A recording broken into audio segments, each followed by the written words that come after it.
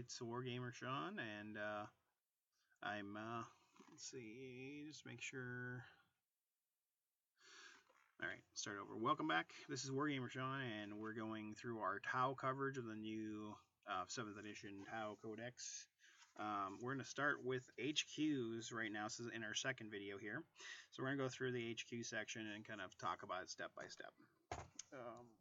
Excuse me, just trying to adjust things here. So let's go through the commander. The commander is 85 points, and he is weapon skill 4, and which is pretty good for Tau. Actually, most aren't even close to that except for the ethereal. Ballistic skill 5, which is he's one of your best shooters. Strength 5, toughness 4, wounds 4, which is good. It's like a space marine. Initiative 3, attacks 4, leadership 10, and a 3+ save. So all around a pretty good guy for 85 points. He's in a suit. He's got a good, he's a jetpack infantry character, and he's an independent character. It's good. He's got supporting fare. He's very bulky. Now, one of the new things this year, or this edition, is you can kit him with the XV86 Cold Star Battlesuit. Now, I wasn't super wild about this when I read it. What it is, but I am more so now. What it is that it costs 60 points, and the commander equipped with a Cold Star Battlesuit is treated as being having the Flying Monsters creature special rule character unit type, but does not have Fear, Smash, or Vector Strike special rules. So he can't do anything like that as a monster's creature.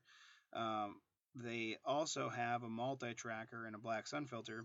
If the commander has any drones, they form a unit with him while he's gliding, but when he is swooping, the drones are removed from the battlefield. If he is slain while swooping, the drones are destroyed.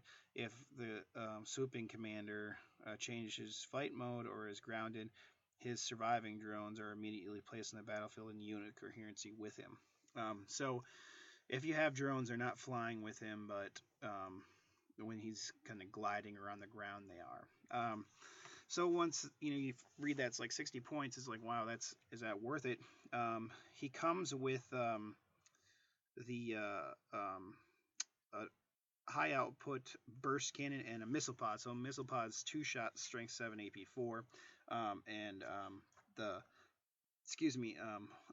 high output burst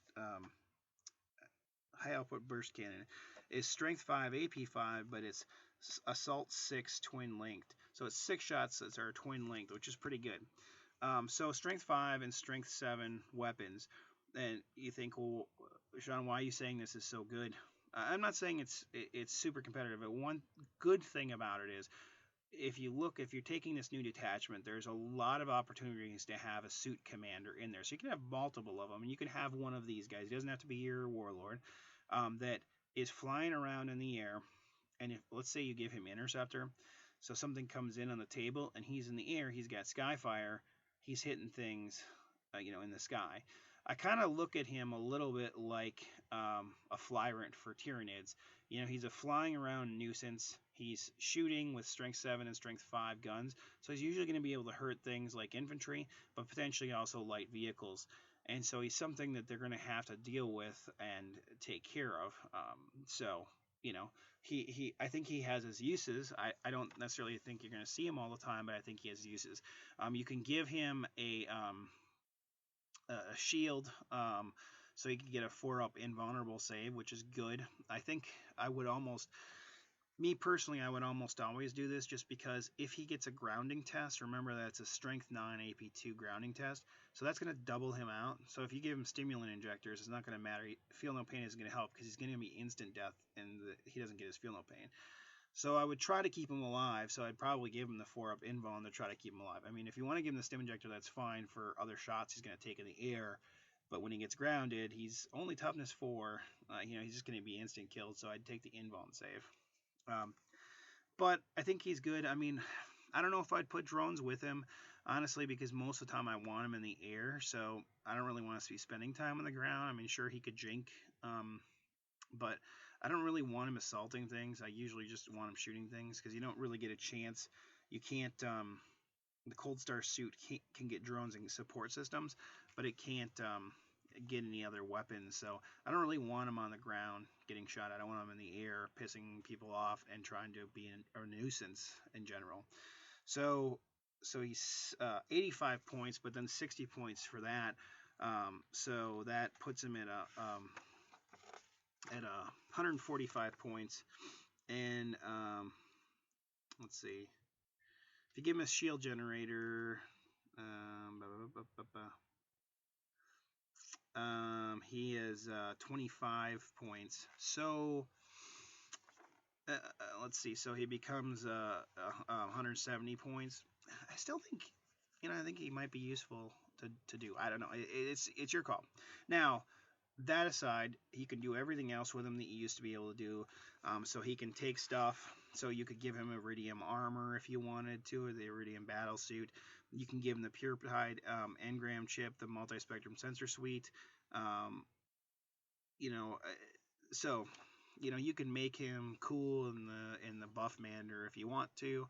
It just depends on how you want to kit him out. So he's still the same guy. He's just got this extra option now, which I think is kind of cool. And the model looks cool. Hopefully, I'm going to put a picture of him while we're talking about this in here, so you can see it. Now the ethereal, which unfortunately is really kind of hard to get with this new detachment. He's 50 points again.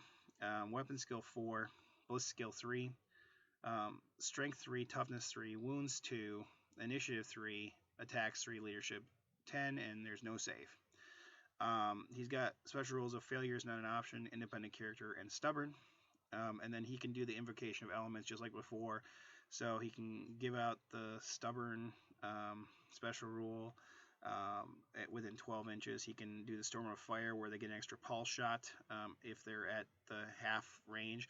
Now it does specifically say that pulse bombs and pulse driver cannons and pulse blast cannons don't work. So the new storm surge ones, it's not going to help, but the Kroot ones do still work with it.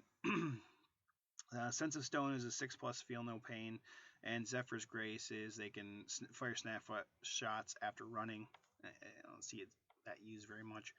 Now the cool thing is he could take it Honor Blade and Equalizers before, so 5 points for Honor Blade, 10 points for Equalizers, which is really kind of expensive. Now he can take a Black Sun Filter, a homing beacon, recon armor, hover drone, and he can take 2 drones from the drone list. Now the cool thing is the hover drone, he basically gets to move 6 inches, and he gets to ignore any difficult terrain, and he doesn't take a dangerous terrain check, so he's really moving pretty good. I mean, if he's with a unit, they're still going to have to take their test, so it's not helping him that much, but it's going to keep him safe. And then recon armor is a 5+ armor, and you think, oh, that's not so good, but for 5 points, you get that. I think it's worth it because he had no save before, and now he's got it. At least it's something. Now, some people might argue, I'll just look out, sir, and it won't matter. It's true, you can do that. Sometimes you're going to roll that 1. And there's a lot of weapons that are AP 5 or higher. I get it. But it's something. It's better than a t-shirt save that orcs have. Drones you can take with him are good. I like shield drones just so it's something that he can look out to and, get a save. So I think the Ethereal's actually got a little better. Commander Farsight's 165 points. He is weapon skill 5, ballistic skill 5, strength 5, toughness 4, 4 wounds, initiative 5, attacks 4, leadership 10, and 3+ save. He has a shield generator, so he has a 4+ invuln. He's got a plasma rifle and the crisis battle suit. Through boldness, victory is his warlord trait, and so that when he deep strikes, he doesn't mishap. So that's what he had before. He's an independent character. He's got preferred enemy orcs, supporting fire, very bulky. He also has a Dawn Blade, which is the strength of the user, so strength 5, but it's AP 2, which is really good, and it goes in initiative, so he's initiative 5. He has, it's melee and it's armor bane, so against vehicles you get a chance to hurt things. So Commander Farsight's still solid. Unfortunately, he's not part of the detachment, so you'd have to take an allied detachment or a CAD to have him in there. Commander Shadow Sun. Now you can get her in the the HQ extra for the detachment. She's 135 points. Now she's weapon skill 4, ballistic skill 5, strength 4, toughness 3, wounds 3, initiative 4, attacks 4, leadership 10, and 3+ save. Now she has 2 fusion blasters and an advanced targeting system, and she has a Ghost Who Walks Among Us warlord trait, and she's independent character, infiltrate, shrouded, stealth, supporting fire. She's got Defender of Good, so all stealth suits, and so all stealth Shazwi and stealth suit Shazvray models in the same unit as Commander Shadowsun have Sworn Protector special rules. So basically, they automatically will intervene to take the hit for her. She may take a single MV-62 command link drone for 20 points, and she may take up to 2 MV-52 shield drones for 20 points each. Now, she's the only one that can get this. The MV-52 shield drones are a 3-up invulnerable save drone, so that she gets the best drones. They're expensive, they're 20 points, but a 3-up invuln's pretty good. Her stealth battlesuit has a 3-up save and also has a 5-up invulnerable save, so she's got that by herself anyway. She's got multi-tracker and black sun filter, so she can shoot 2 different targets with her fusion blasters if she wants to. If she's in a group, one of them has to fire with the group at the same squad. But I think Commander Shadowsun's solid. She's just toughness 3, so she's easy to double out, unfortunately. Anshi, the hero of 5 Osh, is an ethereal that's weapon skill 5, ballistic skill 3, strength 3, toughness 3, 3 wounds, initiative 5, 4 attacks, leadership 10. Now he's got an honor blade, which is +2 strength, and he's got EMP grenades, photon grenades, which are defensive grenades, and shield generator. So he's got a 4-up invuln. Failure's not an option. Independent character, invocation of elements, and stubborn. When he's in close combat, he's a blade master, so you can choose a fighting stance, and when he's in a challenge, and the patient blade, he re-rolls all failed saving throws until the end of the current phase, or killing blade, which is his honor blade becomes rending till the end of the phase. Now, depending on who you're fighting and how tough the person is, I think most of the time with him, if you play him, you're probably going to use the blades, the patient blade, so that you have a better chance. It's almost like having a fortune on his 4-up invuln save, because it's still only half the time, so you're going from half the time to 3/4 of the time making it, which with toughness 3, let's face it, that's a big deal. So he's 110 points, so he's a little expensive. I don't see him use that much. I never used him last edition. I don't see him used too much. I've used regular ethereals a lot, but I didn't use Anshi. So if you guys have something to comment, or if you guys have used him, you really like him, and say, hey, you're nuts, he's great, hey, comment down below here. Let me know. I would like to share it. I'd like the group to know.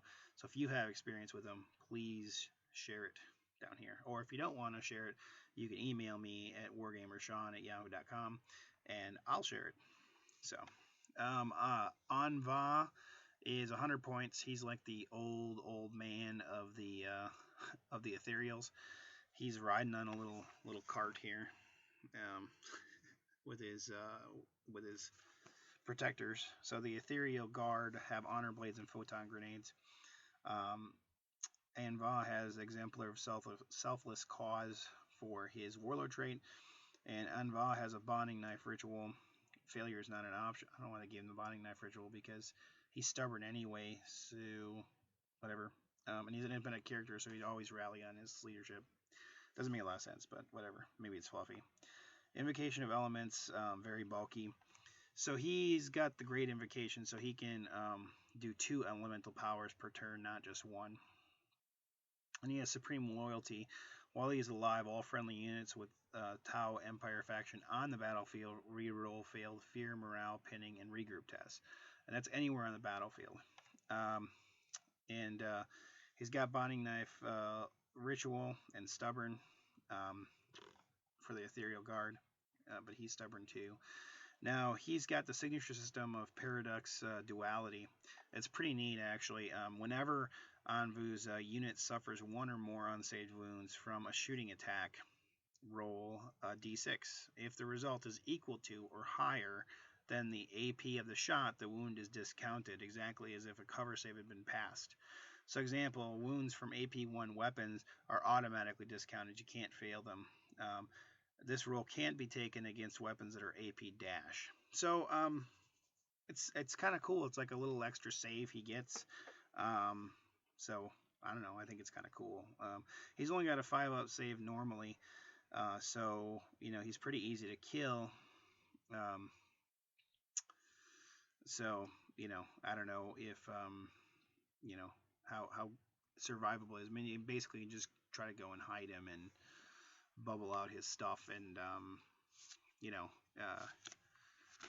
keep him alive, I guess. I don't know. Once again, I have not used him too often. If you have experience, I know one person back in 5th edition that played him when they were playing Tau, but Tau weren't as good because they had a 4th edition Codex. So I don't know. If you have experience playing him and you think he's good, once again, put it down here. Let me know, because I don't have experience with him. Cadre Fireblade, 60 points. This guy is weapon skill 4, ballistic skill 5, strength 3, toughness 3, wounds 3, initiative 3, attacks 3. He likes 3s a lot. Leadership 9, 4+ save, and he's got a pulse rifle, photon grenades, and a marker light. So he's got a marker light too. He's got independent character, split fire, and supporting fire. He's got volley fire if the Cadre Fireblade and every model in his unit remains stationary in the movement phase. Their pulse rifles and pulse carbines each fire an additional shot in the shooting phase. He may take up to 2 drones from the drone list. So he's ballistic skill 5. So I've used him before. I actually kind of like him. Now this is back. I actually haven't used him since 6th edition, and so back when you're using CADs, combined arms attachments. So I would run an Ethereal and him sometimes even in a unit, so you get not just his extra shot, but also the extra shot from the Ethereal for the pulse, which was pretty powerful. And a lot of times when I'd use him, I'd put him on a shield generator, so he's just going to sit there anyway and get a 4-up invuln with his group, and put him with Fire Warriors and have a group, bubble wrap of Kroot around them to kind of protect them from anybody charging him, and they got a lot of shots, which was pretty cool. He's ballistic skill 5, so giving him a marker light isn't the worst idea. Excuse me, because he's ballistic skill 5, so he's hitting on 2s. So you can marker light something. Now that marker light doesn't benefit the Fire Warriors that he's with or that he's shooting at, but it would benefit somebody else. And heck, you could give him 2 marker lights because you're probably going to get 2 hits. So then you got 2 marker lights that the next group could either boost their ballistic skill, or because there's so many things that boost their ballistic skill already, and with the detachment, you could just ignore cover, which is nice. So I think the Cadre Fireblade's good, and he's got a place. And with this new detachment, he's easy to take. You don't have to, but you can, and he's cheap. You don't even have to invest that many points in him. And let me see. Apologize here. Let's see. Blah blah blah blah blah. Marker drones are 12 points, so for 24 points, so for 84 points, you can have him and 2 marker lights.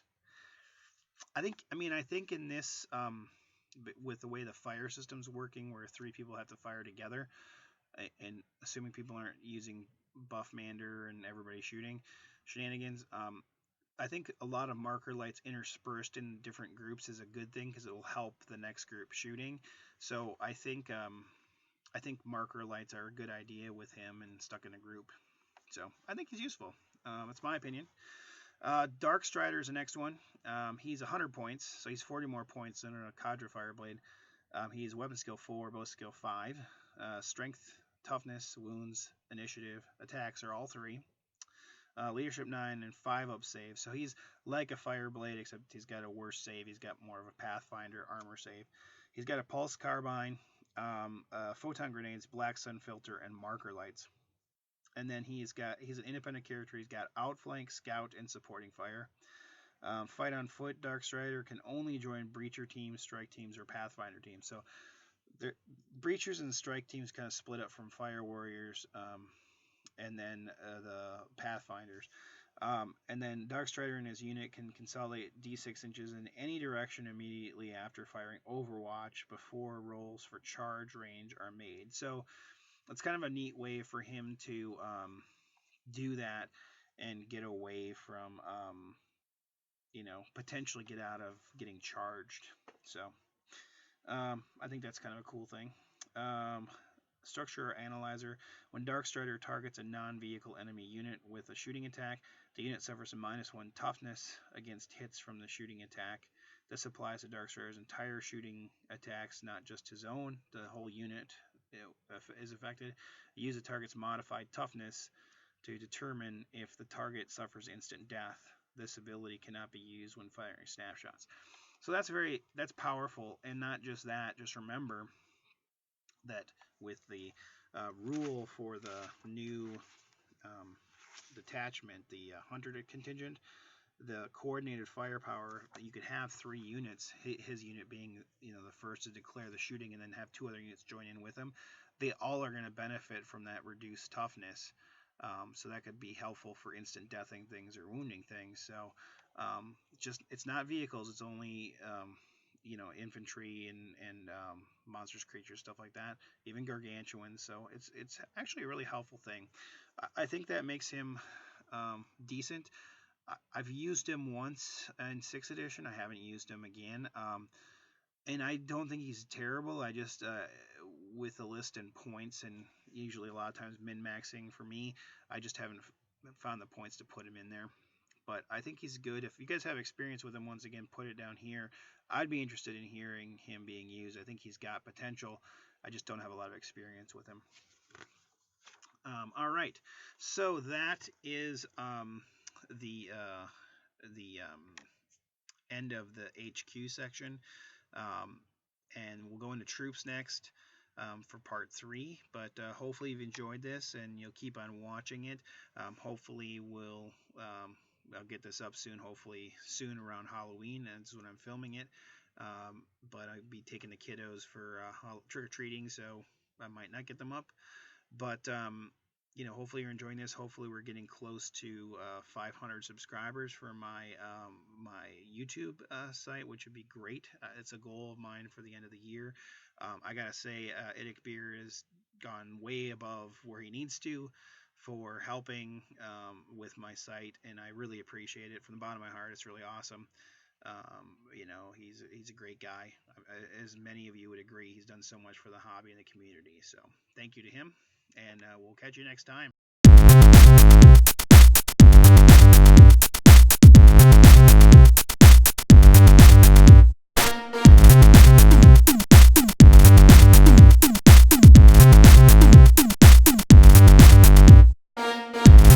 Goodbye.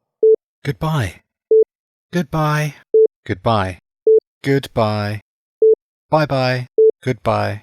See ya. Bye for now. Bye for now. Goodbye.